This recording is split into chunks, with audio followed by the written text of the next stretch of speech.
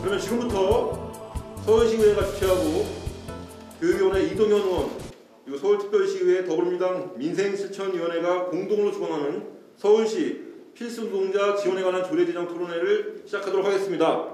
오늘 토론회를 공동 주관하신 우리 이동현 의원님의 개회사가 있겠습니다. 큰 박수로 맞이해 주시기 바랍니다.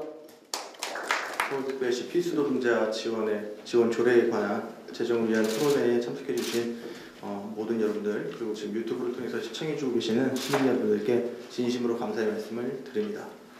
코로나19가 생각보다 크게 길게 장기화가 되면서 지금 사회가 많이 침체되어 있습니다. 하지만은 이 속에서도 대중의 시민, 대다수의 시민들을 위해서 노동을 하고 계신 분들이 계십니다. 대표적으로 버스나 돌봄, 그리고 택배 등의 어쩔 수 없이 시민을 위해서 위험을 무릅쓰고 일하고 계시는 노동자분들이 계시기에 코로나를 우리가 잘 극복해 나가고 있습니다. 하지만 우리는 이런 분들을 필수 노동자를 부르고 영어로는 키워라고 하는데, 결국 생활 속에서 가장 필요한 노동자임에도 불구하고 뒷선에서 돌보지 못하고 혹은 이분들에 대한 지원과 최후가 열악한 것도 사실입니다. 여기에 대해서 먼저 기초자치단체인 성동구에서 제가 살고 있는 성동구에서 조례가 제정되고, 그리고 그 조례가 전국적으로 큰 반향을 일으키고 있다는 것에 대해서 진심으로 환영하는 바이고, 또 조례 제정을 위해서 앞장서 주신 정원호 성동구청장님께 진심으로 감사의 말씀을 드립니다. 저는 서울시의회 의원으로서 더불어민주당 대표 의원이신 조상호 의원님, 그리고 민생실천위원회의 위원장이신 이경선 의원님과 함께 머리를 맞대고 필수 노동자들에 대한 지원을 위해서 뛰고 있습니다. 당에서 관심을 가지고 있는 만큼 반드시 서울시의회 조례를 입법하여 서울시에서만큼의 필수 노동자분들이 보다 더 나은 환경에서, 그리고 조금은 더 안전한 환경에서 일할 수 있도록 최선의 노력을 다하겠습니다. 다시 한번 오늘 토론에 참석해 주신 분들과 시청해 주시는 시청자분들께 진심으로 감사의 말씀을 드리며, 토론회를 잘 마치고 조례 제정이 완벽하게 이루어질 수 있도록 끝까지 깊은 관심을 부탁드리겠습니다. 감사합니다. 코로나19의 어려운 상황 속에서도 시민들의 삶을 위해서 애쓰시는 노동자분들의 어떤 처우 개선을 위해서 토론회를 만드셨고, 앞으로도 그런 노동자분들의 처우 개선을 위해서 함께 노력하겠다는 말씀을 해주셨습니다. 자, 다음 계속해서 오늘 토론회를 공동 주관하신 우리 더불어민주당 민생실천위원회 이경선 위원장님의 개회사를 역시 들어보도록 하겠습니다. 큰 박수 부탁드리겠습니다. 아마 오늘까지 13분의 택배 노동자분들께서 안타까운 일이 있는 걸로 알고 있습니다. 아마 깊은 애도의 말씀 함께 전합니다. 아마 코로나19가 우리 사회의 민낯을 좀 드러내고 있는 것이 아닌가 생각합니다. 그래서 서울시 의회가 좀 더 이 어려운 곳들, 그리고 필수적으로 노동의 현장에서 어려움을 가질 수밖에 없는 현장을 좀 더 세심하게 살필 수 있도록 이 토론회를 통해서 저희가 좀 더 살피겠다는 말씀 드리고 싶고요. 특히 성동구에서 먼저 자치구 차원에서 그동안 해온 사례를 통해서 서울시, 그리고 광역, 그리고 전국으로 나아갈 수 있도록 이 토론회가 밑거름이 되었으면 합니다. 아무튼 이 토론회를 주관해 주신 이동현 의원님께 다시 한번 감사드리면서 오늘 토론회가 생산적인 결과로 끝나기를 당부드립니다. 감사합니다. 이번 토론회를 계기로 서울시의회도 또 노동자들의 어떤 현실을 좀 더 위해서 또 노력하겠다고 하는 그런 개회사 해주셨습니다. 이어서 굉장히 바쁜 일정에도 불구하고 축사를 위해서 와주셨습니다. 그만큼 이 토론의 어떤 내용이나 의미가 되게 크다고 생각하는데요. 자, 우리 서울시의회 더불어민주당 조상호 원내대표의 축사를 들어보도록 하겠습니다. 역시 큰 박수로 환영해 주십시오. 바쁘신 와중에도 불구하고 이렇게 토론 발제와 토론을 받아주신 분들께도 감사드리고요. 그다음에 우리 자치구에서 가장 먼저 성동구청에서 하셨는 정호 소장님 감사드립니다. 이동현 의원님은 서울시의회의 최연소 의원입니다. 아주 잘생긴 의원인데요. 일도 잘하고 있습니다. 필수 노동자 지원에 관한 조례를 지난 8일날 광역시의회에서 최초로 발의를 하셨고요. 그 필수 노동자들에 대한 이름은 필수 노동자인데 그분들에 대한 처우나 이런 것들은 너무 좀 미미한 것 같습니다. 그래서 이 필수 노동자분들이 아니하면 우리 사회를 지탱하는 기반이 무너질 수 있습니다. 이 시기에 오늘 토론회에서 많은 논의를 거친 결과를 가지고 우리 서울시의회에서도 열심히 뒷받침하겠습니다. 시청하고 계시는 필수 노동자 여러분 힘내십시오. 서울시의회가 열심히 하겠습니다. 고맙습니다. 네, 안녕하세요. 오늘 뜻깊은 서울시의회 필수 노동자 지원을 위한 조례 제정의 공청회에 제가 토론에 발제를 하게 돼서 굉장히 기쁘게 생각합니다. 9월 10일 날 공표가 됐는데 이렇게 빨리 시의회에서 제정을 위한 토론회가 열리게 될 줄 몰랐습니다. 너무 감사드리고요. 우리나라는 전 세계적으로 코로나19 대응을 가장 잘하고 있는 국가로 이제 평가를 받고 있습니다.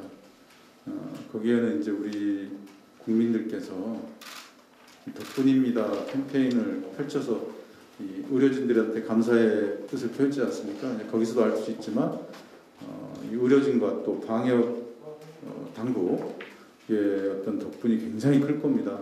그러나 또 한편으로는 거의 보이지 않는 숨은 영웅들이 있습니다. 수많은 보이지 않는 숨은 영웅들에 의해서 우리 K방역이 성공적으로 진행되고 있다고 보고 있습니다. 그분들이 바로 이 위험을 감수하면서도 사회가 움직일 수 있게 정상적으로 작동할 수 있게 움직여주시는 활동하는 그런 분들이죠. 바로 이제 의료 보건 분야, 그다음에 돌봄 그다음 분야, 보육 분야, 교통, 물류 이런 분야에서 또 청소하고 또 건물 관리하는 이런 분야에서 종사하시는 분들이 그분들인데요. 그분들을 좀 저희가 코로나 시기가 돼서 다시 한번 그분들의 역할에 대해서 재조명과 또 그분들의 역할에 걸맞는 그런 지위 또 처우 개선 이런 것들이 이루어져야 되지 않나. 그렇게 돼야만이 우리가 코로나도 더 잘 극복하고 앞으로 이 사회가 더 지속 가능하다 이렇게 판단하고 있습니다. 한동구의 예를 들어보면 약 1,100분의 장기 요양급여를 받는 어르신들이 있고요. 요양보호사 1,400분이 이분들을 지금 돌보고 있습니다. 이분들이 만약에 이 요양보호사들이 어르신들을 방문하거나 또 이렇게 돌보지 않고 있다면 이분들은 어떻게 될까? 정말 이봉원 씨 선생님 말씀대로 안 오시면 살 수가 없다. 그게 우리의 현실입니다. 근데 코로나가 오면서 많은 사례들이 있습니다. 지금 이번에도 나왔습니다만 이런 요양병원이라든지 이런 곳에서 이 코로나 환자가 발생하면 결국 코호트 격리돼가지고 이 모든 분들이 이제 한꺼번에 생활하면서 치료할 수밖에 없습니다. 그러면 바로 대부분이 이제 코로나19에 감염되게 될 수밖에 없습니다. 즉 거꾸로 얘기하면 감염될 수 있는 위험을 감수하고 지금 일하고 계신 겁니다. 택배 노동자들은 아까 우리 이경선 위원장님 말씀도 있었고 또 여러분 말씀도 있었지만 이 코로나 상황이 되면서 업무량이 1.5배가 늘었고요. 그리고 오늘까지 13분이 과로사당하는 그런 굉장히 어려운 그런 상황에 처해 있습니다. 이렇듯이 이런 분들이 우리 사회를 유지하고 또 일상생활을 유지하고 사회를 또 온전히 굴러갈 수 있게 하는 역할을 하는 돌봄, 보육, 요양보호사, 보건의료, 물류교통 이분들 필수 노동자라고 저희들이 이제 정의하고 이분들이 정상적으로 이분들이 없다면 가장 먼저 이 취약계층부터 무너지고 있다는 것을 우리 그동안의 많은 사례를 통해서 알 수 있습니다. 외국에서는 이런 분들을 이제 필수 노동자, 이센셜 워커, 이렇게 키워커 이렇게 분류해서 이분들에 대한 특별한 헌신에 대한 특별한 고마움을 표시하는 그런 정책들을 이제 하고 있는데요. 이 캐나다 같은 경우는 이제 약 우리나라 돈으로 약 140만 원 정도를 이분들에게 수당으로 위험 수당으로 지급을 했습니다. 또 미국은 이 바이든 미국 민주당 대통령 후보가 필수 노동자들에 대한 처우 개선 그리고 임금 인상 이걸 지금 공약으로 채택을 했고요. 영국도 필수 노동자들에 대해서 이렇게 정책, 무료 검진 정책이라든지 보육시설 개방 정책 이런 걸 특별하게 진행을 하고 있고요. 무엇보다도 이분들에 대한 감사의 마음을 전하는 캠페인들을 이제 전 분야에서 진행이 되고 있다는 겁니다. 이분들을 재조명하고 이분들 역할을 재조명하고 이분들께 감사의 마음을 표현해야 된다는 그런 역할들을 이제 하고 있다는 것이 굉장히 인상적이었습니다. 다음에 그래서 저희 부에서도 이 필수 노동자들을 지원하기 위한 정책들을 고민하면서 이 조례 제정의 필요성을 느꼈고요. 그래서 조례를 제정하게 됐습니다. 조례는 저희가 상반기 동안 계속 연구하고 조사해서 이제 9월 조례 의회에 통과하고 이제 9월 10일 날 공포를 하게 됐는데요. 내용으로는 그 계획 수립하는 거 실태 조사하고 계획 수립해서 이제 각각 지원 사업들을 정의하고 이것을 총괄할 조직으로 위원회를 구성하는 것 이렇게 구성이 되어 있습니다. 다음에 일단 필수 노동자를 정의하는 일이 굉장히 저희들한테는 중요한 일이었습니다. 이게 우리 외국에서도 사실 정해진 개념이 확실하게 정해진 개념이 없어서 저희도 이제 우리 국내에서 어떻게 정의할까 이런 문제에 대해서 논의를 많이 했고요. 이 시간이 굉장히 많이 걸렸습니다. 그래서 저희는 일단 국민의 생명과 안전과 재산을 보호하는 또 일상생활을 유지하는 등 사회 기능을 보존하기 위해서 반드시 정상적으로 작동해야 하는 분야의 종사하는 노동자 이렇게 규정을 했고요. 그 중에서도 특히 대면 업무를 기준으로 했습니다.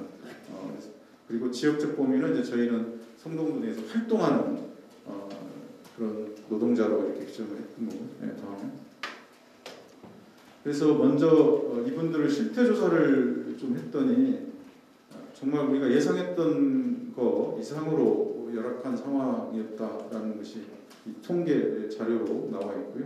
다음에 또 병원도 사실은 의사 간호사들까지는 이렇게 여러 가지 혜택들이 주어지는데 병원 인력의 약 40에서 60%는 이 필수 의사 간호사를 뺀 필수 노동자들이 차지하고 있습니다. 그런데 그분들에 대한 것은 대부분이 외주 용역으로 했고요. 거의 병원 혜택이 없고 심지어는 의사 간호사들에게 매일 마스크가 지급되지만 이분들은 일주일에 2장 이렇게 이제 마스크를 지급한다든지 그래서 본인들이 사서 써야 되는 이런 구조가 되어 있고 임금도 아주 열악했습니다. 다음에 그래서 저희는 이제 이런 조례에 의거하고 또 한편으로 가장 먼저 필요한 건 필수 노동자들의 특별한 그런 헌신에 우리도 특별하게 이렇게 대우해야 된다, 감사 표시를 해야 된다. 이게 전 사회적으로 좀 있었으면 좋겠다 해서 캠페인을 가장 먼저 시작을 했습니다. 그래서 시민 캠페인들을 지금 진행하고 있는데요. 아마 많은 분들이 참여를 지금 하고 계시고 광범위하게 지금 진행이 되고 있습니다. 한편으로 또 언론에 이렇게 저희가 기고도 하고 또 취재 이런 활동들을 왕성하게 해서 굉장히 많은 언론에서 이런 부분들이 이제 반영이 됐던 것 같습니다. 이런 인식 개선을 발판으로 해서 저희가 이제 앞으로 진행할 또는 현재 진행하고 있는 지원 사업을 좀 말씀드리면 먼저 이 현물 및 이 서비스 지원들을 하고 두 번째로는 위험수당을 지원하는 두 가지 방식으로 현재 고민이 되고 있습니다. 먼저 또 민간 부분은 이제 정부가 먼저 지방 정부가 먼저 하고 그리고 나서 민간과 이렇게 협약을 추진해서 인센티브를 제공하는 방식으로 이제 진행하려고 합니다. 현물 지급은 지금까지 약 성동구 내 현재로 조사를 약 6,000분 정도의 필수 노동자가 활동하고 있는데 이분들께 이 마스크하고 그다음에 손소독제 이 패키지로 해가지고 저희가 다 지급을 했고요. 다음. 그리고 앞으로 이제 현재 진행하고 있는 건 이 코로나19 이 무료 검사가 굉장히 중요한 건 이 필수 노동자들이 위기의 상황에 굉장히 노출되어 있는데 거기에 따른 스트레스가 굉장히 큽니다. 자기가 이 코로나에 감염되지 않았을까 굉장히 큰데 증상이 없으면 이 검사를 본인 돈으로 해야 되는 문제가 있거든요. 그래서 이 문제를 저희가 해결하기 위해서 이 필수 노동자들의 코로나 무료 검진 검사 할 수 있게 이렇게 좀 조치를 취했고요.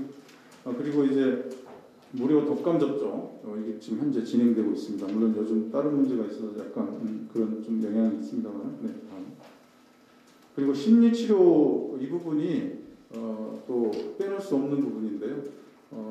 우울하고 코로나 블루라고 하는 굉장히 정신적 스트레스가 많은데 이것을 치료하지 않으면 이거 견디는 문제가 아니거든요. 이 문제는 치료해야 되는 건데 이 견디려고 자꾸 하라고는 안 되니까 이런 이걸 치료를 위해서 우리가 사업을 진행한다 이런 말씀드리고요. 오늘 이 광역의회 차원의 조례가 굉장히 필요하고 의미 있는 것은 이 부분에 있습니다. 이 필수 노동자들을 이 기초정부만으로 다 이분들을 커버할 수가 없는 게 현실 상황입니다. 왜냐하면 이 필수 노동이라는 게 지역적 차원에서 징계될 수도 있고, 그다음에 광역 차원에서 전개될 수도 있고, 국가적 차원에서 전개될 수 있으니까 이걸 나누어서 보충성의 원리에 의해서 지역의 기초에서 할 수 있는 걸 대부분을 하되 기초에서 감당 못하는 거는 광역에서, 또 광역에서도 감당 못하는 건 국가에서 이렇게 좀 역할을 나눴으면 좋겠다 해서 저희가 이렇게 분류를 해본 건데요. 기초에서 대부분을 한다고 계획하고 하면 이렇게 경비, 개인병원, 그리고 이 돌봄, 보육 이렇게 지금 우리가 할 수 있을 것 같고요. 그 밖에 이제 시내버스라든지 지하철, 대중교통은 광역 차원에서 대부분 진행되기 때문에 이거는 광역에서 좀 맡아줬으면 좋겠다. 그리고 대형병원하고 종합병원도 역시 이 광역 차원에서 진행되고 있어서 이런 것들을 좀 맞으면 좋겠다. 이렇게 광역의 정부에 제안을 드리는 바이고요. 중앙정부에게는 택배로 상징되는 물류사업, 물류는 전국적으로 진행되고 있기 때문에 이건 이제 중앙정부에서 좀 맡고 대학병원들도 역시 전국적인 차원에서 좀 맡았으면 좋겠다. 그리고 이 기간산업과 관련한 거라든지 이런 거는 좀 중앙정부에서 맡으면 좋겠다 해서 이미 중앙정부에도 이 부분을 제안을 드렸고 이제 광역정부에도 이 부분을 좀 제안드립니다. 그래서 이 부분은 광역의회 조례가 있어야만 이게 가능하기 때문에 이런 부분에서 오늘 자리는 굉장히 뜻깊다고 생각합니다. 저희가 처음에 조례를 제정할 때는 지금같이 이렇게 좋은 분위기에서 이 사회가 여론이 형성될 거라고 예상하지 못했습니다. 그래서 굉장히 여러 가지 양비론에 저희가 쓸 거라고 생각을 해서 굉장히 그런 법적인 논란 이걸 최소화하기 위해서 굉장히 보수적으로 이 정의를 했다. 그래서 이제 이거는 확대할 필요가 있다라는 의미에서 저희가 못한 측면 앞으로 조례라든지 그다음에 정부의 입법으로 할 땐 이 부분을 좀 포함했으면 좋겠다라고 하는 것이 이제 저희는 필수 노동자를 근로기준법상 노동자로 이제 정의를 해서 많은 논란을 좀 이렇게 극복하고자 했었는데요. 이거는 이제 앞으로는 지금 플랫폼 노동자로 대표되는 특수 고용직 이 노동자들을 포함할 수 없기 때문에 여기에서는 어디선가는 광역이든 중앙정부 입법에서는 이 필수 노동자 범위 안에 이 플랫폼 노동자로 대표되는 이 특고 프리랜서 부분들을 좀 포함해야 되지 않겠느냐 이런 부분들에 대한 제안이 있습니다. 네, 다음.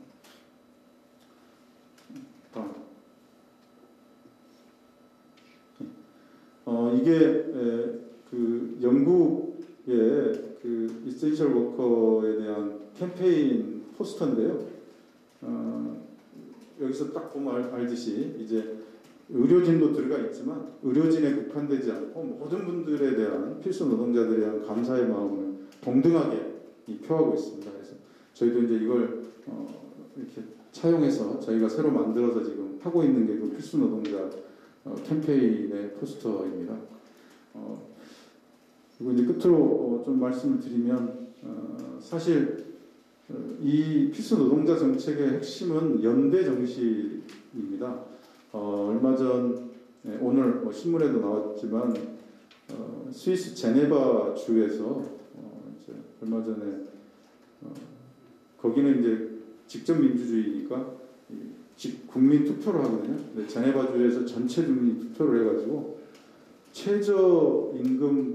최저임금에 관한 우리로 치면 조례죠. 조례를 이제 확정을 하게 되는데 최저임금이 우리나라 돈으로 하면 3만 원 가깝습니다. 29,000원.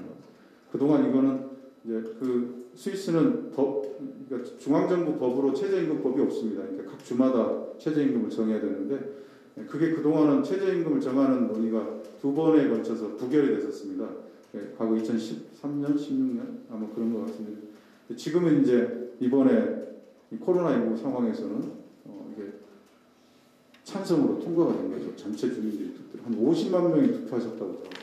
근데 이거는 이제 코로나19 상황을 겪으면서 많은 분들이 이거는 우리가 이 어렵고 힘들고 이런 분들에 대한 예우 같은 것들이 이제 좀 해야 되는 필요성들에 대해서 모든 분들이 좀 느끼고 있는 거 아닌가. 미국하고 캐나다, 프랑스,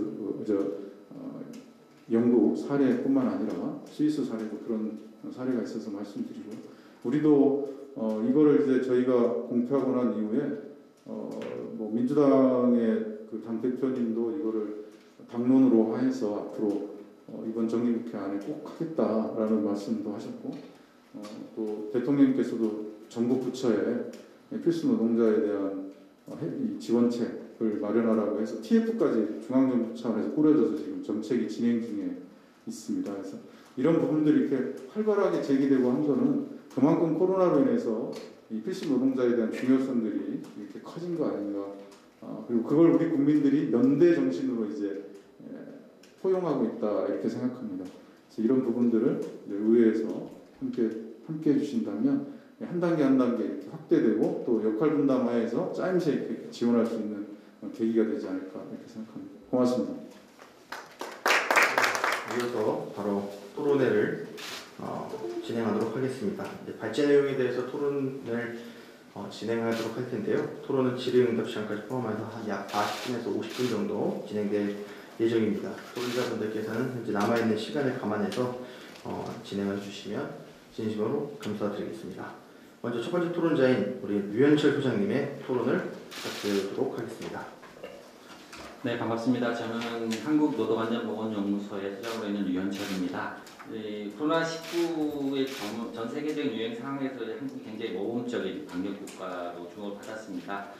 우리나라의 방역이 다른 국가에 비해서 성공적으로 유지될 수 있었던 이유는 여러 가지가 요인이 있었겠습니다만은 실제로 사회적 거리두기를 지탱하기 위해서 노동 강도가 증가하는 것, 감염 위험이 증가하는 것 그런 상황 속에서 꿋꿋하게 되어왔던 노동자들 역할이 매우 중요했다라는 것들은 우리가 꼭 짚고 넘어야 될 것 같습니다. 그래서 이렇게 재난이나 감염병 시대의 위험을 감내해온 노동자들의 처한 현실이 최근 이렇게 필수 노동자 논의가 활성화되면서 재조명되는 것 되게 중요한 사회적 의미가 있다고 보겠고요.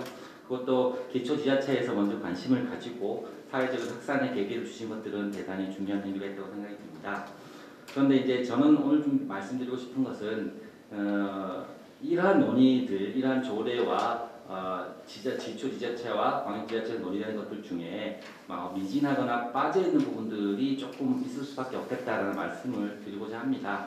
이것은 이제 국회 차원 입법의 과정에서도 논의되어야 될 부분들도 있을 것 같고요. 그래서 잘하고 계신 부분들에 대해서 제가 말을 더 중언부언할 필요는 없을 것 같습니다. 다만 걱정이 되는 몇 가지들을 오늘 좀 중심적으로 말씀을 드렸으면 좋겠습니다. 그러니까 필수 노동자들을 보호하고 지원하기 위해서 우리가 꼭 잊지 말고 챙겨야 될 부분들이 어떤 것이 있겠느냐라는 것들에 대해서 좀 말씀을 드리겠습니다. 약간 어떤 부분에서는 처음에 그 구청장님께서 걱정하셨던 그 소위 말하는 양비론이라든가 혹은 비판의 지점들에 대해서 제가 오늘 좀 드러내서 말씀을 드릴 수도 있겠다라는 생각이 좀 듭니다. 지금 필수 노동자라고 해서 essential worker, key worker라고 굉장히 일면하고 아름다운 표현으로 불리고 있습니다만은 이 노동자들이 실제로 지금 적용받기 이전에는 그림자 노동 혹은 불안정 노동 거기에 놓여있던 노동자들이 굉장히 많다는 겁니다. 그래서 이러한 부분들에 대해서 우리가 잘 챙기지 못하게 된다 그러면 사실 저는 직업환경의학을 하는 사람인데요. 제가 이분의 필수노동자에 대한 관심을 가졌던 이유 자체는 뭐냐면 이러한 코로나 대유행의 상황에서 실제로 가장 위험에 노출됨에도 불구하고 노동을 감수해야 되는 분들이 추가적인 위험들에 대해서 어떻게 보호받고 안전과 건강을 책임지게 할 수 있겠냐라는 것들이 서구 사회에서는 출발이었습니다. 노동자들의 안전과 건강이. 그래서 저도 관심을 갖게 됐던 문제들입니다. 그런데 이러한 입법 과정을 통해 가지고 실제 현재 문제가 되고 있는 분이 지켜질 수 있겠느냐라는 고민들을 좀 해보게 되는 거죠. 아까 앞서서도 여러분이 말씀하셨던 택배 노동자분들 같은 경우에는 사실 이분들은 근로자라는 근로기준법상의 근로자라는 범죄에 들어가지 않기 때문에 이러한 부분이 고려되지 않기 때문에 보호되지 않는다는 거죠. 얼마 전 입법된 전부 개정됐던 산업안전보건법이 노동자들의 안전과 건강을 책임지는 법인데요. 발전노동자였던 김영균 노동자가 사망을 하면서 이런 산업안전보건법 전부 개정이 진행이 됐고 개정이 됐습니다만 김영균법으로 불렸던 산업안전보건법을 통해서도 아직도 실제로 김영균과 똑같은 역할을 하고 계시던 분들이 보호받지 못하고 있다는 비판을 받고 있습니다. 그래서 그런 부분들과 같이 우리가 좀 챙겨야 할 것들이 있다는 거죠. 그래서 필수 노동자로 규정되는 업무를 수행하는 것. 그러니까 필수 노동자가 아니라 필수 노동이라는 것을 하게 되는 분들이 필수 노동자가 되는 건데요. 근데 필수 노동을 똑같이 수행하는 경우에도 현행 법제도에서는 그것을 수행하는 필수 노동자가 고용사업장의 규모, 고용의 형태, 고용계약의 관행에 따라서 동일한 노동을 수행하더라도요. 노동자들 간의 권리나 보호 수준의 차이가 날 수밖에 없다. 이런 것도 되게 중요하게 고려해야 된다는 겁니다. 그래서 이러한 조건에서 필수 노동자들의 개헌에 대한 것들 자체는 필수 노동을 수행한다면 어떤 노동자들이라도 다양한 사유, 앞에 이야기했던 다양한 사유에도 불구하고 최소한의 보호와 지원이 가능할 수 있도록 규정하는 것이 필요하고 더 근본적으로는 현재 법제도 개정을 통해 가지고 사회적 안전망에 포섭되지 못한 노동자들을 제대로 포섭하려는 노력들이 필요하다는 겁니다. 그래서 필수 노동자들, 사실 사회에서 노동하는 분들이 어떤 게 필수고 어떤 게 비필수냐는 구분이 되게 어려웠을 것이고 구청장님도 그런 말씀하셨습니다. 그래서 필수 노동자 이 경우에는 사회적 기능을 유지하기 위해서 노동을 수행해야만 하는 과정에서 발생하는 위험이 있는 거죠. 또 한편으로는 노동을 수행하지 못하는 과정에서 발생하는 위험들에 대해서도 대책이 마련돼야 되는 것입니다. 그래서 긴급한 대응이 필요한 부분에 대해서도 짚고 넘어가고 그리고 그 긴급한 노동들을 수행하는 과정에 발생했던 문제들 때문에 노동을 수행하게 되지 없을 때 어떻게 보호할 수 있느냐 이런 부분들도 잘 고민을 해야 된다는 겁니다. 그래서 이것은 일상적인 시기에 그림자 노동, 불안정 노동으로 불리면서 사회적 가치에 비해서 저평가된 노동을 수행했던 것들이 어떻게 사회적 정당하게 대접받느냐 이렇게 대접받게 만들 것이냐 하는 것이 더 중요한 고려의 대상이다라는 겁니다. 그래서 일상의 노동에 대한 적정한 대가를 받게 만들어주는 것이 우선이고 위험수당이라든가 이런 지원들은 사실은 앞서 말씀드렸던 정당한 노동에 대한 정당한 대가를 기반으로 해서 추가적으로 공익에 대해서 공익을 위해서 감내했던 위험에 대한 보상으로 제한적 의미가 있겠다는 생각이 듭니다.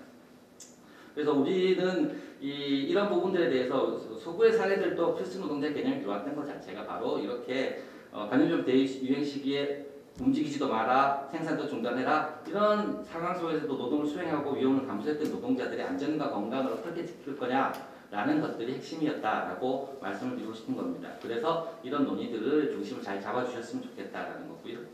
그래서 필수 노동자들을 보호하고 지원하는 데 있어서의 고려할 원칙들을 좀 말씀을 드리면 먼저 말씀드렸던 필수 노동을 수행하는 노동자들이라면 어떤 규모의 사업장이 있느냐 예를 들면 근로기준법에서는 5인 미만 사업장에 계신 분들은 보호받지 못하죠. 고용 사업장의 규모라든가 고용의 형태, 특수고용직이든 아니면 다양한 형태의 고용 상태든 고용 계약의 관행에 따라서도 불구하고 동등한 수준의 사회적 지원과 보호를 받을 수 있도록 포괄해야 된다는 겁니다. 그렇고요. 또 이렇게 하기 위해서는 과거가 아니지 현재 진행형인 코로나 대유행 시기에 위험에 노출되고 있는 노동자는 누구냐, 그리고 위험에 노출 결과로 나타난 노동자들의 문제는 어떻게 해결돼야 되는 것들에 대해서 실증적으로 좀 살펴야 된다는 겁니다. 그래서 지금 나타나고 있는 여러 가지 문제들, 택배 노동자, 사망한 13명, 12명이 사망했던 택배 노동자들이 실제로 어떠한 입법과 조례를 통해서 보호받을 수 있겠느냐라는 것들, 문제를 해결할 수 있는 실증적인 입증들이 가능한 것들이 필요하겠다라는 겁니다. 그래서 감염병 유행 시기에 업무로 인해서 감염 위험이 증대되고 업무량 노동 강도 자체가 증가하게 되는 것들이 있는 이런 노동자들의 안전과 건강상 위험 요인들에 대해서 잘 살피고 실질적으로 대책을 해야 된다는 거고요. 그리고 필수 노동과 필수 노동자에 대한 규정과 정의를 누가 언제 어떻게 할 것인가라는 부분들.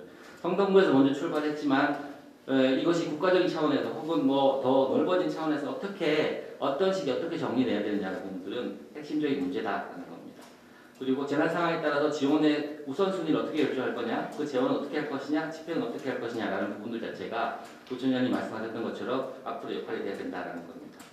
그래서 이후라도 소위 이런 필수 노동자들이 일상에서 보호받지 못하고 위험한 상황에서는, 그러니까 재난의 시기에서 더 위험해지는 이런 부분들 살펴가지고 챙기기 위해서는 근로기준법, 산업안전보건법, 산업재해보상보건법 이런 것들, 그리고 고용 보험의 문제들이라든가 또 전화하는 상정수당의 문제 등등 노동자들의 기본권과 건강권에 대해서 다루는 법제 이런 것들로 보호받지 못하는 사람들에 대해서 잘 살펴야 되겠다.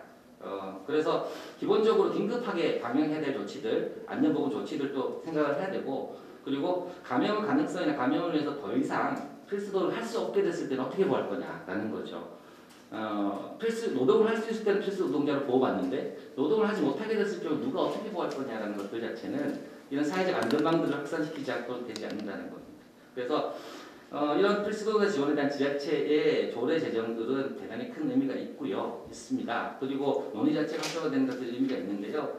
이것이 자칫 잘못하다 보면 가장 핵심적으로 안전과 건강을 지키고 이것들을 지킬 수 있는 제도적인 기본적인 수단들을 원칙적으로 강구하지 않는다면 소위 위험수당이라고 해가지고 이걸 줄 테니까 위험을 감내하라는 이런 수준으로 이렇게 문제가 수렴되지 않을까 걱정이 된다는 거죠. 그러면 우리 직종은 왜 위험수당을 안 주느냐? 우리는 왜 필수노동이 아니지? 이렇게 되는 문제들로 전락할 수 있지 않을까라는 걱정이 돼서 이런 부분을 좀 말씀을 드리고요.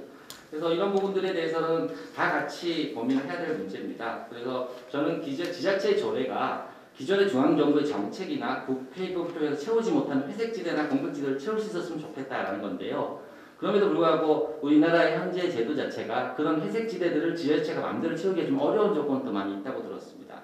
그러나 이때까지 다양한 시도들이 있어 왔다고 생각이 들어요. 예를 들면 경계성에 있는 부분들에 대해서 이동 노동자들을 어떻게 지원할 것인가, 돌봄 노동을 어떻게 지원할 것인가, 그 다음에 예술 장기요양 요원들을 어떻게 지원할 것인가, 이런 부분들에 대해서 다양한 시도가 있었다고 생각이 들어요. 물론 그거 자체에 한계도 있었죠. 어떤 센터를 통해서 간접 지원한다든가 이런 제한적인 조건이 있었겠지만은 사실은 이렇게 지자체들이 회색지대 공백을 메꾸려는 노력들도 해주고 그 문제를 지우가 근원적으로 풀 문제들을 같이 고민해줬으면 좋겠다라는 겁니다. 그래서 소위 필수노동에 수반되는 위험들에 대해서 국가, 정부, 광역지자체, 기초지자체가 각각 수행을 분담하고 협조해야 될 사항들 자체를 큰 틀의 국가재난안전관리계획의 차원을 조망을 해야 되고 기획하는 것이 필요하겠다는 겁니다. 그리고 현재적 상황에서 당장 시급한 문제들에 대해서 화답해야 되고 또한 장기적 관점에서 조망해야 될 문제도 있다라고 말씀을 드리겠습니다. 그래서 현재 지금 말씀드린 부분들에 넘어서는 부분들에서 길게 말씀을 드리지 않겠습니다만 필수노동 지원을 위해서 지자체들에서 조례를 만들면서 챙기는 부분들은 항상 장기적으로 크게 필수노동자가 구에만 있고 지자체에 있는 것들이 아니고 국가적 차원에서 존재하고 있고 관리를 받아야 되고 보호돼야 되기 때문에요. 그러다 보니까 근로기준법의 문제, 말씀드렸던 5인 미만의 사업장 노동자들 어떻게 할 것인가, 만원수의 노동자, 필수노동자 여기 포함되어 있습니다. 어떻게 할 거는 문제는. 그리고 돌봄 노동자 중에 가사 사용인으로 분류돼가지고 군기법에서 제외된 노동자 어떻게 할 거냐. 특수형태 고용근로자, 소위 플랫폼 노동한다 이렇게 얘기했는데 특수 형태 고용 종사자라는 말 자체는 실제로 노동자, 근로자로서 인정할 수 없기 때문에 만들어낸 기괴한 단어이죠, 사실은. 이건 근기법상에도 없는 개념이죠. 그래서 이런 산재보상법에 보면 들어있는 이런 개념들 자체들에 대해서 어떻게 생각해 볼 거냐. 그래서 택배, 배달, 플랫폼 노동자들의 노동자성 이런 문제들도 좀 본질적으로 다시 고민해 볼 계기가 됐으면 좋겠다. 무거운 주제긴 하나 본질적으로 이 시기에 고민해 봤으면 좋겠다는 거고요. 산업안전보건법상이 상으로 일면 넓어진 부분도 있습니다. 개정이 전부 개정이 되면서 그럼에도 불구하고 여전히 잘 챙겨지지 않는 부분들이 어떤 것들이 있느냐는 것을 살폈으면 좋겠다는 겁니다. 뭐 말씀드렸던 고용계획 관행, 도급, 수급, 특고 이런 거에 따라서 노동자들에 대해서 사업주나 혹은 중개자들이 수행해야 될 안전보건 조치가 일부 들어와 있습니다만 미흡하다는 거죠. 그래서 이러한 고용관계나 사업주 근로자 개념이 이제 회색 기대가 존재하게 되면 법제도에 대해서 창조적 수능이라고 해서 소위 규제의 규칙이나 기준은 어기지 않고 동시에 규제가 발생하는 목표들은 좀 회피해가는 이런 부분들이 발생할 수 있는 것들이 현재 산업안전보건법 상의 문제들이 있을 수 있다는 겁니다. 그래서 이러한 부분들에 대해서 좀 고민해 주셨으면 좋겠다 싶어서 자료집에 담았습니다.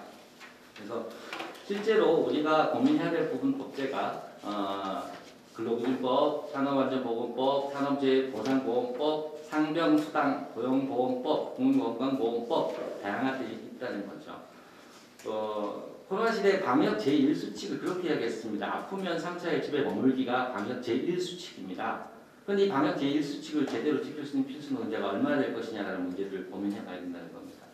이런 부분들은 결국 지원을 통해서 조례로 보완할 수 있는 부분이 있을 수도 있겠습니다만 전체적인 법제 차원에서 고민이 좀 필요하겠다라는 겁니다.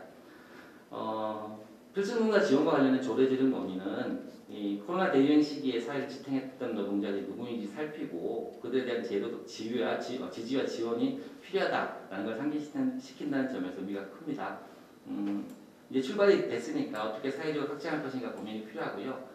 보호와 지원이 아니라 실제 그걸 넘어서 가지고 필수 노동자들이 사회 전체 일상성과 안전을 위해서 위험을 감수하더라도 그것이 위험 수당을 받기 위해서라든가 혹은 조금 더 경제 이득을 위해서 위험을 강제받지 않도록 하는 그런 고민들. 그래서 저는 이것이 안전할 권리로서 확장되는 것들이 필요하겠다라는 고민을 하면서 토론을 좀 마치겠습니다. 감사합니다. 사실 필수 노동자가 이제 우리 성동구에서 사실 그 화두를 던지기 전에 말씀하신 우리 그림자 노동 그리고 회색 지대 등에 대해서 의견은 저도 또 오늘 또 처음 듣는 개념이고 또 그런 면에서 광양구에 오늘 반성을 하게 됩니다. 그런 면들을 조금 더 일찍 알았더라면 먼저 지금 꼭 코로나 시기가 아니더라도 우선적으로 대처됐었어야 된다는 아쉬움을 느낄 수 있었고요. 그런 부분들을 감안해서 조금 선제적으로 먼저 대응해야 될 부분들은 광역구에서 찾아서 저희가 먼저 선제적 대응을 할 수 있도록 최선의 노력을 다하겠습니다. 일단 토론 감사하고요. 다음은 우리 민주노총 서비스연맹의 강병찬 주식실장님의 토론이 있겠습니다. 앞으로 제가 오늘 쭉 이야기할 때는 저희 연맹 플랜을 좀 줄여서 연맹이라고 좀 표현을 하겠습니다. 앞서 류 소장님 이야기하신 대로 우리 상동구 필수노동자 지원조례를 시작으로 해서 전국적으로 이런 논의가 되고 있는 것에 대해서 매우 환영하고 더욱더 많은 곳에서 이 논의가 진행되길 바라고요. 제가 오늘 그 중에서도 오늘 하고자 하는 이야기는 토론문에도 있지만 이 필수노동자를 위해서 중앙정부 그리고 지방자치단체 각각의 역할이 필요합니다. 지방자치단체는 또한 광역과 기초 각각의 역할이 필요하고요. 그런 데서 실질적으로 정책과 그 실현을 위해서 오늘 토론회를 열고 있는 서울시가 이런 역할을 하는 게 필요하겠다 이런 얘기를 드리고자 합니다. 즉 제가 지금 옆에 앉아 계신 우리 정원호 성동구청장님이 발의한 조례 성동구 필수노동자 지원위원회에도 제가 들어가고 있습니다. 그런데 만약에 이제 제가 구 차원에서 만약에 이런 토론회를 열었으면 제가 오늘 하고자 하는 이야기를 굳이 하진 않았을 겁니다. 그런 측면에서 오늘 서울시에서 구체적으로 무엇을 할 수 있을까를 고민해본 바를 말씀드릴 거고요. 이런 데서 지금 발의된 조례와 관련돼서 의견은 마지막에 간략히 들을 거고 실질적으로 서울시가 지금 처한 환경 그리고 전체적으로 논의되고 있는 상황에서 무엇을 할 수 있을 것인가를 중심으로 말씀을 드리도록 하겠고요. 그 중에서도 특히나 요즘 필수노동자 영역에서도 그렇고 특히 코로나 시대에 많이 이야기되고 있는 사회 서비스, 요양 서비스 노동자를 포함한 사회 서비스 노동자들과 택배 노동자들의 사례를 중심으로 해서 말씀을 좀 드려보도록 하겠습니다. 먼저 사회 서비스 노동자 관련된 이야기인데요. 대선 시기에 현재 집권여당의 정책 공약집에는 이런 내용이 있었습니다. 현재 문재인 정부는 특히나 이 사회 서비스와 우리 취약한 노동계층을 위해서 크게 두 축의 노동 정책이 있었다고 생각합니다. 공공부문 이제 비정규직을 정규직화하는 제도와 그리고 사회서비스 공단이라고 그 당시에 표현이 됐었습니다. 사회서비스 공단 사업을 통해서 전체적으로 사회서비스 노동자들에 대한 이런 개선책을 펼치겠다. 이게 두 가지 방향이었다고 생각이 되고요. 그런 데서 44페이지 위에 나와 있는 대로 이런 과정을 통해서 향후 5년간 특히 사회서비스 노동자들의 경우는 약 34만 명을 직접 고용하게 되는 이런 고용 창출 효과를 통해서 이런 정책을 펼치겠다고 이야기를 한 바 있습니다. 그런 속에서 현재 상황을 좀 말씀드리면 서울시 사회서비스 원의 현황입니다. 명칭을 보셔서 아시겠지만 이거 자체가 일정하게 약간 후퇴한 바 있습니다. 먼저는 사회서비스 공단이라고 해가지고 전체를 아우러서 컨트롤 타워로서의 역할을 하고 전체 고용을 보장하고 기획하고 하는 공단으로 시작을 했지만 지금 여러 우여곡절을 겹치면서 사회서비스 원으로 시작을 했습니다. 그런 데서 2019년도에 서울시 사회서비스원의 계획은 원래는 이렇게 되어 있었습니다. 해서 2022년까지 45개소 이렇게로 하겠다고 했는데 현재 상황입니다. 원래 애초 계획과는 약간 차이가 있게 이제 2020년 현재 전체적으로 18개 개소 해가지고 뚝 되는데 문제는 2021년도, 22년도까지 이런 계획들이 반영이 돼서 계속해서 서울시 사회서비스원을 확장시키고 발전시키는 계획이 차질 없이 진행이 돼야 됨에도 불구하고 현재로서는 확대 중단이 예정되어 있는 상황입니다. 사회서비스원 정책 같은 경우에는 전국적으로 지금 시범지역으로 해서 다 동시에 되진 않고 있고요. 광역지자체를 중심으로 해서 8군데 현재 되고 있고 계속 확장이 나갈 건데 그 중에서도 특히나 서울시의 역할이 중요하겠죠. 그리고 나름 서울시가 제일 잘해왔다고 생각합니다. 상대적으로. 그런데 서울시가 이렇게 2021년도에 중단이 되면서부터 현재 서울시 사회서비스원의 확대 중단 위기에 와 있는 거고요. 그런 내용들 밑에 이제 실제로 박원순 시장이 요구한 이후에 이런 확대 사업이 없을 것임을 알려오면서 특히나 이제 실적이 미비하고 이런 것들이 주된 이제 확대 중단의 이유가 되고 있는데 이러면서 이제 시의회 행정사무감사시에도 계속해서 사업 중단 흐름이 이야기가 되고 있습니다. 이러면서 수익 대비 지출 금액이 많은 것이라든지 이런 것들을 이야기가 되면서 사실상 민간기관의 눈치를 보면서 원래 애초 계획 현재 정부에서도 구체적으로 좀 추진하고자 하는 중점 계획이 많이 후퇴하고 있다 이렇게 보는 거고요. 그런 데서 사회서비스원 관련 노동자들이 요구를 하는 건 이런 겁니다. 중단 없는 사회서비스원 확대 사업이 돼야 된다. 전국적으로 요양보호사만 하더라도 이렇게 많이 일하고 있는데 시립, 구립 요양기관이 100% 민간 위탁이기 때문에 사실상 민간과 다른 것이 하나도 없는 것이고 이런 데서 낮은 서비스질, 종사자에 대한 처우 이런 것들이 문제가 되면서 사회서비스원이 출발이 됐고요. 지금으로서 적자 운영은 당연한 거라고 생각을 합니다. 복지 제대로 하려면 재정이 투입돼야 되고 동시에 지금은 사회서비스원 관련돼서 이제 소위 이야기하는 이제 이용하려고 하는 사람이 적다라고 이야기하는데 어떤 거냐면 아직까지 홍보가 부족한 측면이 있는 거예요. 만약에 이런 것들이 서울 사회서비스원이라는 곳을 찾아가면 요양 서비스라든지 이런 것들을 받을 수 있다는 정보를 아직 서울 시민들 중에 그렇게 많은 분들이 알지 못합니다.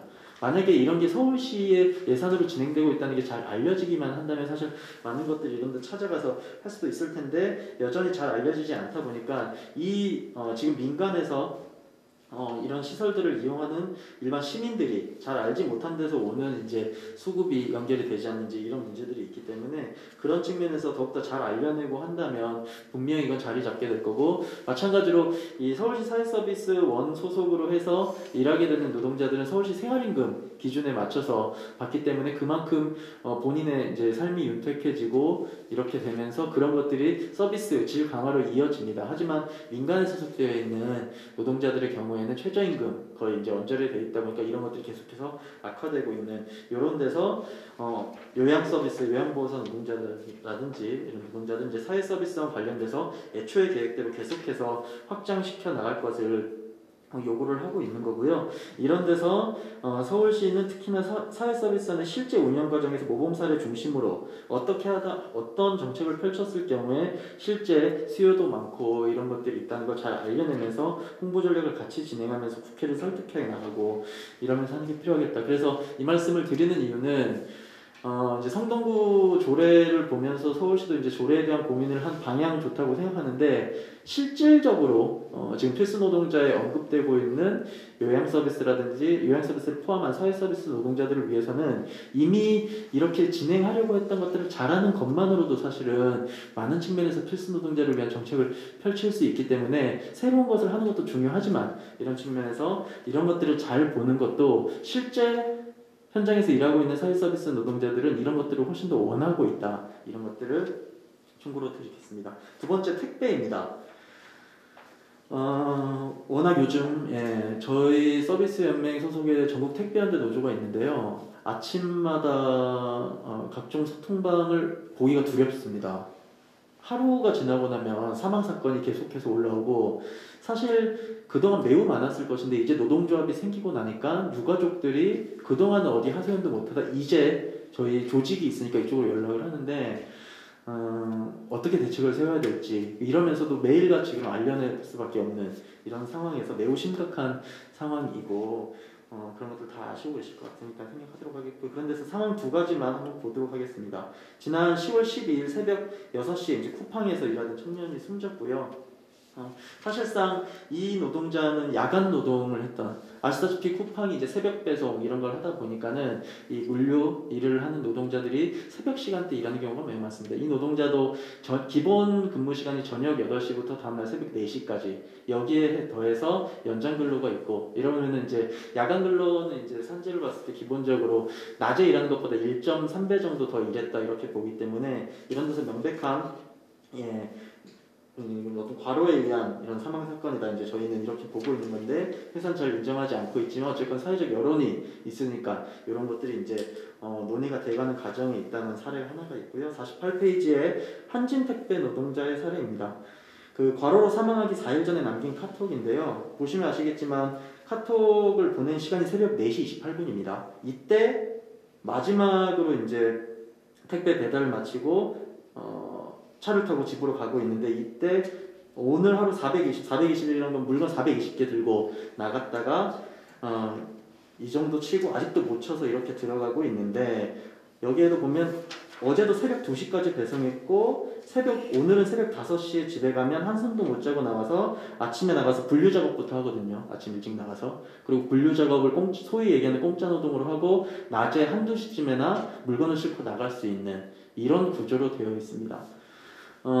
그런 데서 이제 택배 노동자들은 당연히 빼놓을 수 없는 우리 지금 필수 노동자다 이렇게 보고 있는 건데 그런 데서도 우리 서울시는 무엇을 할 수 있을 것이냐 조례에서 이제 다루는 것도 기본인데 제안 드리는 거는 이런 택배 노동자들을 위한 그동안의 법안이 없었습니다. 사실상 너무 큰 물건을 다루고 있는 화물 노동자들이나 이런 노동자들에 대한 법안만 있었기 때문에 소위 생활물류서비스법이라는 논의를 이제 그동안 정부와 그리고 사업자 쪽과 우리 노동계 쪽이 쭉 같이 하다가 매우 의미 있게 나온 게 49페이지 사진에도 있지만 지난 10월 8일에 국회의원회관에서 사업자 그러니까 이제 회사겠죠. 회사와 우리 종사자 노동자들과 국회 그리고 더불어민주당 협약식에서 이제 이 생활물류 서비스 법안 기본안에 대한 수많은 논의 끝에 이제 합의를 이뤄내서 협약식을 해서 이제 현재 박홍근 의원이 이제 발의를 해놓은 상태입니다. 크게 문제가 없으면 택배 노동자들을 위한 법안이 최초로 만들어진다 이렇게 볼 수 있을 것 같고요. 그런 데서 서울시가 무엇을 했으면 좋겠냐 제안을 드리면 현재 과로를 하게 되는 여러 가지 요인이 있습니다. 실제로 물량이 많아지는 거는 뭐 어쩔 수 없는 거라고 생각을 하는데 그 중에서도 예를 들면 이런 거예요. 49페이지에도 있지만 CJ 대한통운 노원터미널이라고 하면 명칭이 이런 건데 그 우리 신문이나 이런 데서 보시면 아시다시피 이제 물건을 분류하고 자기 차에 싣고 이런 데를 노원터미널이라고 하는데 노원을 중심으로 한 소비자들에게 배송될 물건들인 거죠. 이 노원터미널이 남양주에 위치하고 있고요. 마포터미널은 예를 들면 고양시에 위치하고 있습니다. 뭐냐면은 이런 부지 확보를 위해서 사용자들이 그만큼의 돈을 쓰지도 않고 있는 거고 쓸 수도 없는 상황, 매우 많은 돈이 들어가다 보니까 시스템과. 그래서 이런 기초적인 문제들부터 개선하는 것이 너무나도 절박하겠죠. 이런 게 개선이 되면은 출근하러 나가는 시간, 그리고 실제 배송하는 시간,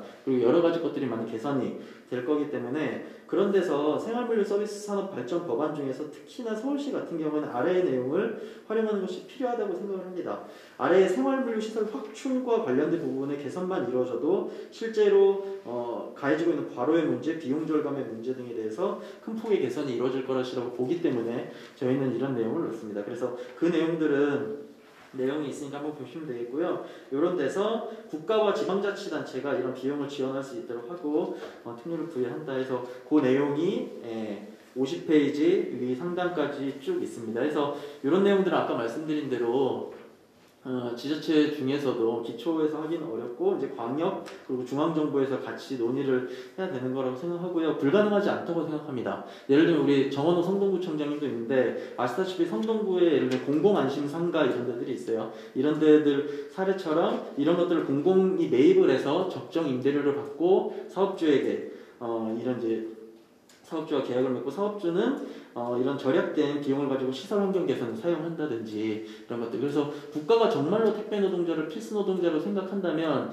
이런 사례들을 활용한다든지. 지금 성파에도 보면 가든파이브 예전에 그 공간이 지금 거대한 택배 물류 창고로 돼서 돌아가고 있습니다. 예를 들면 이 과정에서 적극적으로 중앙정부와 광역지자체가 역할을 해가지고 서로 윈윈할 수 있는 것들을 만들어낼 수 있다. 정말 필수 노동자, 택배 노동자를 생각한다면.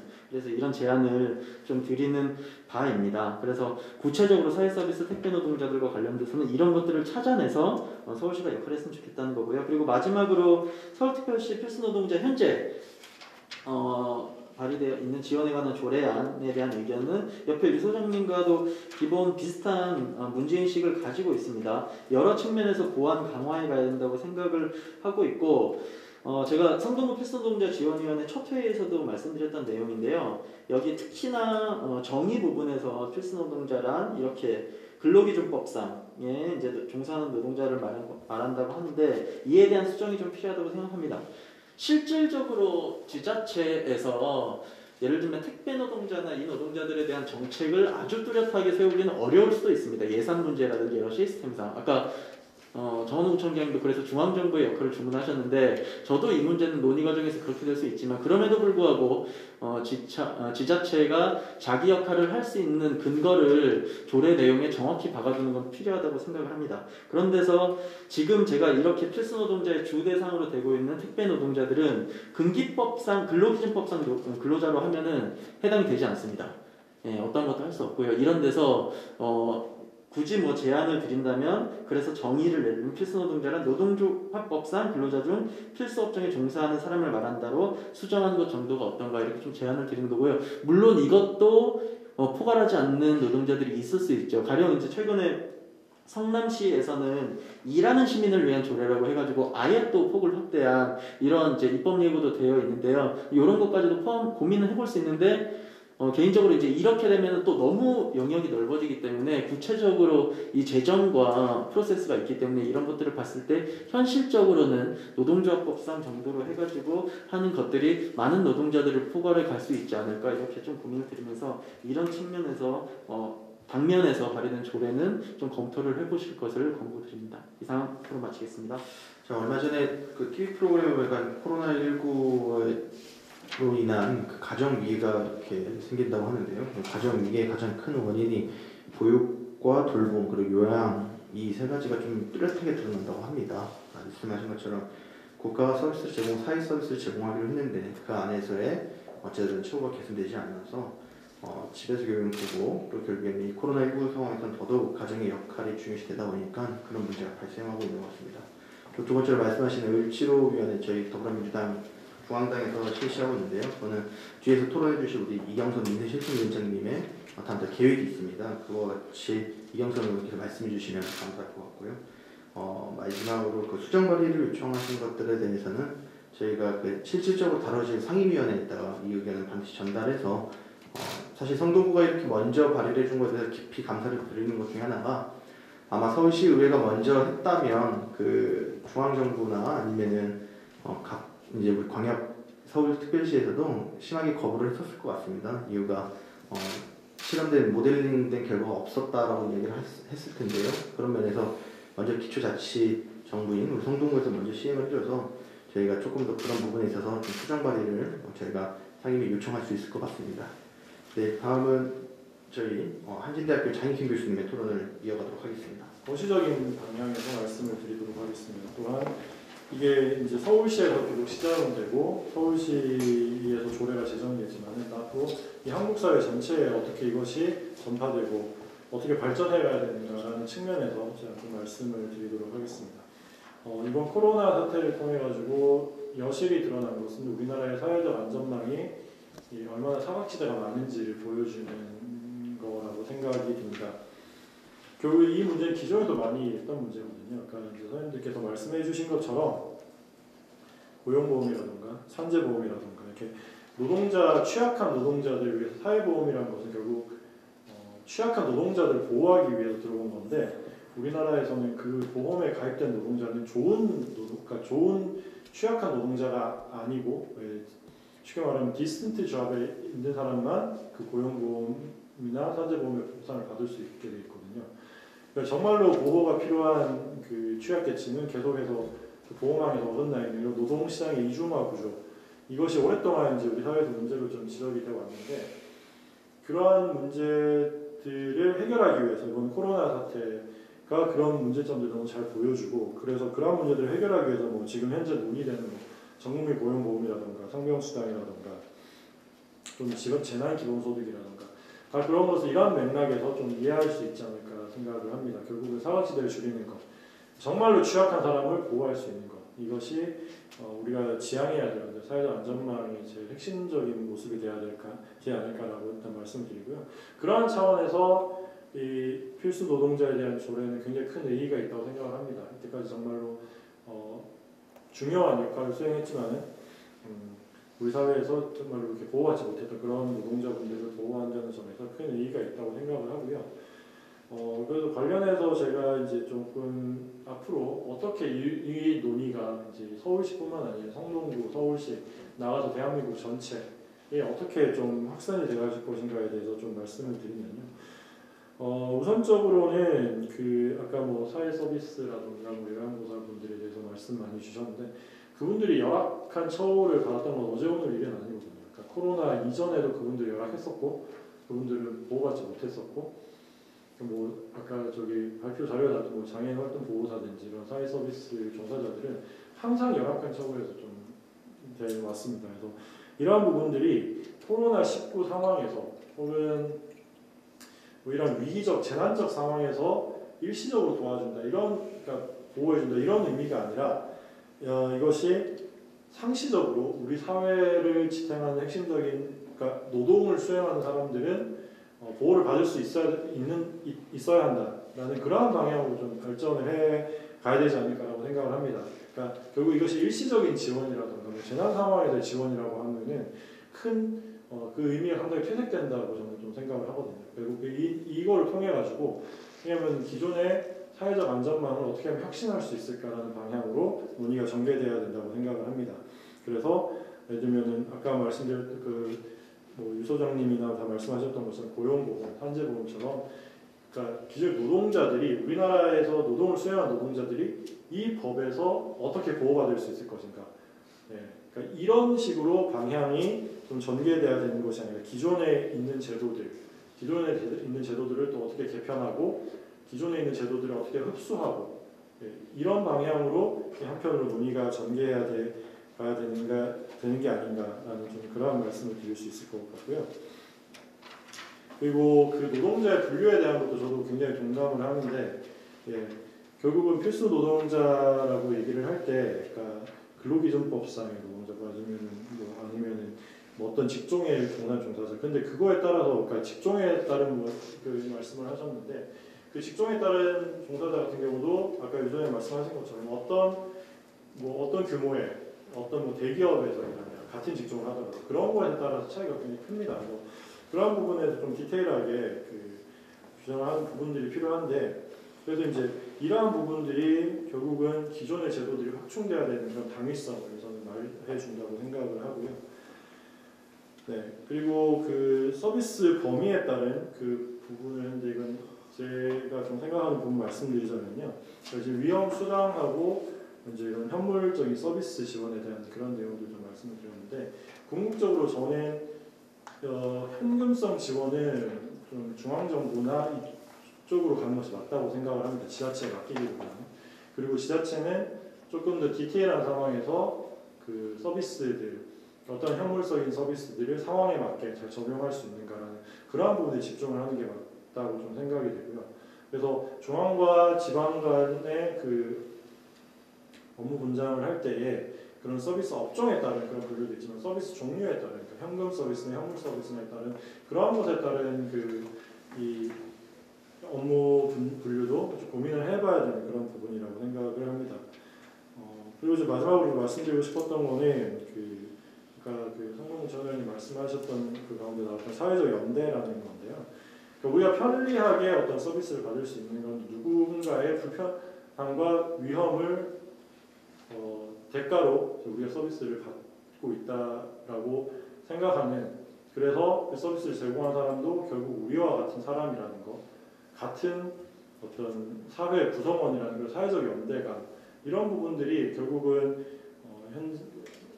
지금 현재 이렇게 추구하고 있는 그런 노동 존중 사회라든가 이런 부분에 있어서 그냥 필수적인 부분이 아닐까라고 생각이 듭니다. 그래서 의원님들이나 의정 활동 하실 때 항상 이런 우리 사회에서 필수 노동자든 서비스를 받는 사람이든 택배 노동자든 택배를 받는 사람이든 그리고 다 같은 우리가 사회의 구성원으로서 서로 간의 동질감과 그런 마음을 갖고 사회 연대감을 키울 수 있는 방향을 좀 고민을 해주셨으면 좋겠다라고 말씀을 드릴 수 있을 것 같습니다.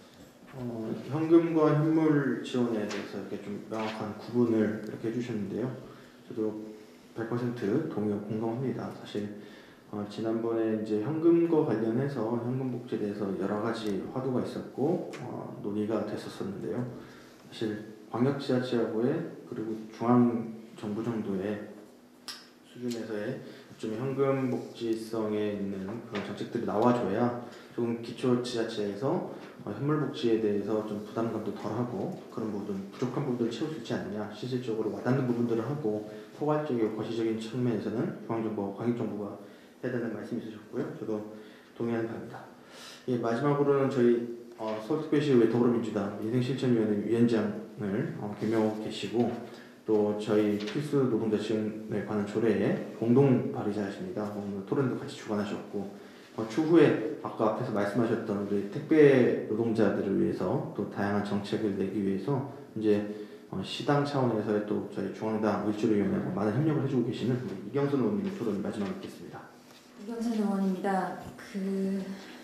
저희가 얼마 전까지만 해도 그 코로나 이전에 AI 시대라고 해서 거의 노동이 사라지는 것 아니냐, 그래서 이제 모든 것들이 기계가 대체할 수 있는 것처럼 이렇게 문의가 있었던 것 같은데요.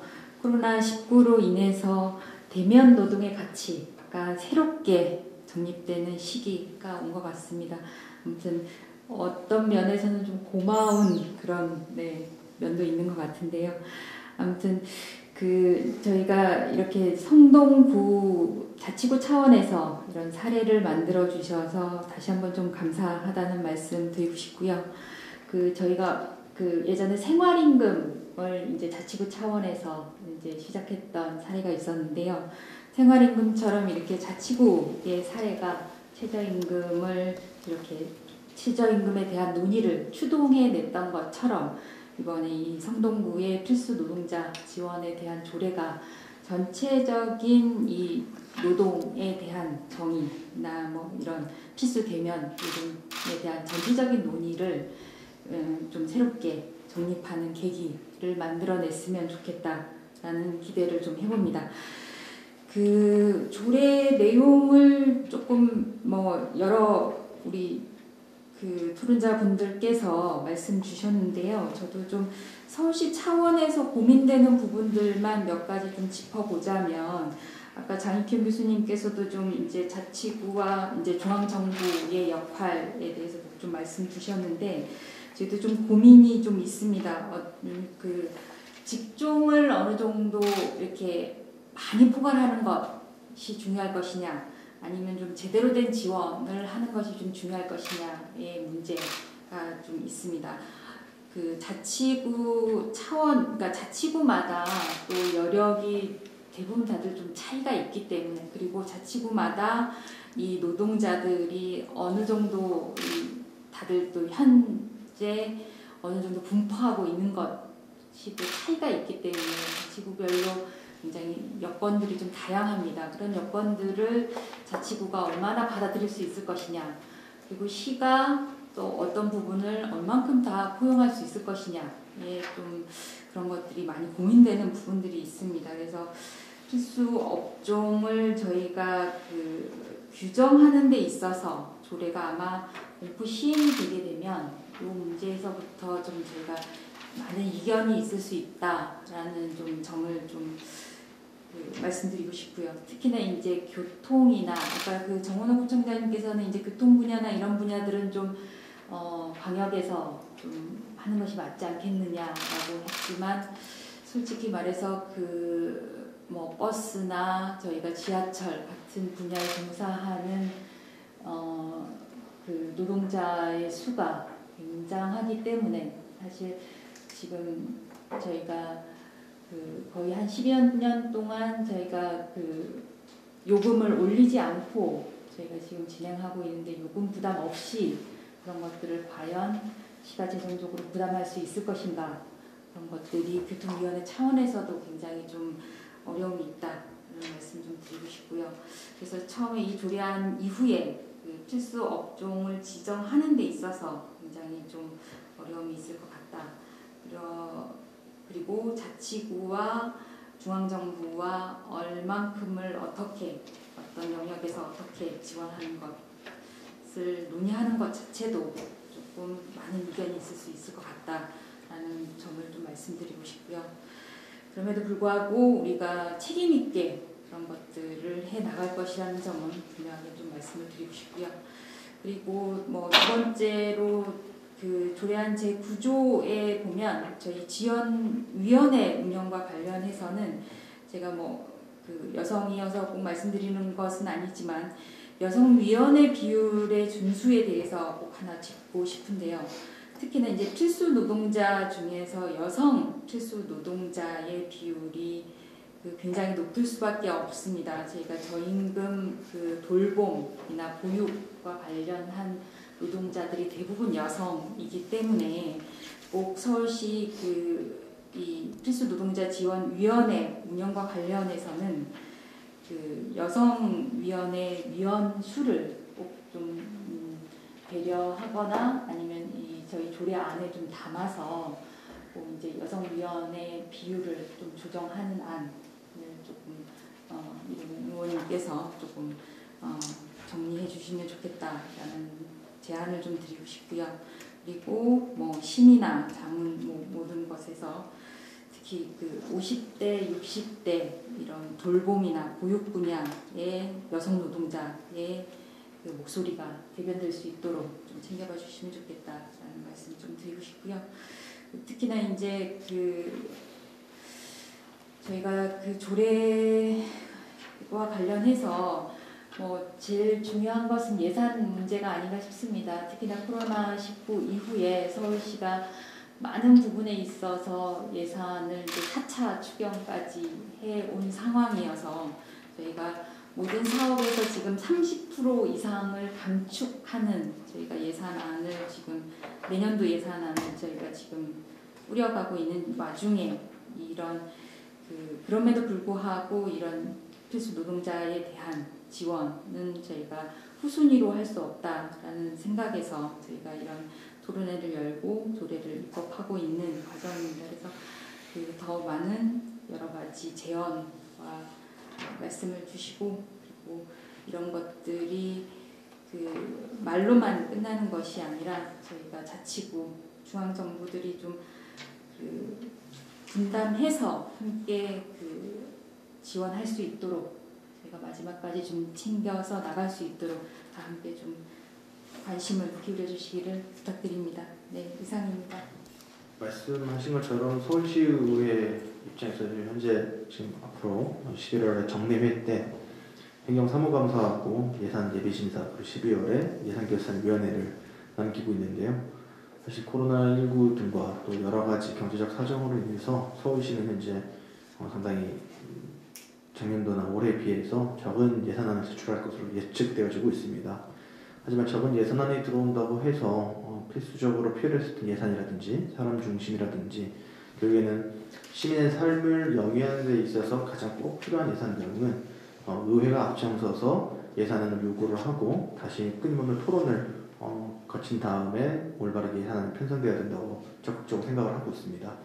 그런 면에서 지금 코로나19가 장기화되어 있는 상황에서 내년을 담보할 수는 없습니다. 그런 면에서 또다시 이런 상황이 펼쳐질 수도 있기 때문에 현재적 대응은 반드시 필요하게 됩니다. 그런 면에서 방금 이경선 의원님의 지적과 조언은 날카롭다고 저는 생각하고 있고요. 그 점에 있어서 지금 참여하고 계시는 혹은 전달되어 있는 우리 시의회 의원님들도 전부 다 받아주셨으면 진심으로 감사하겠습니다.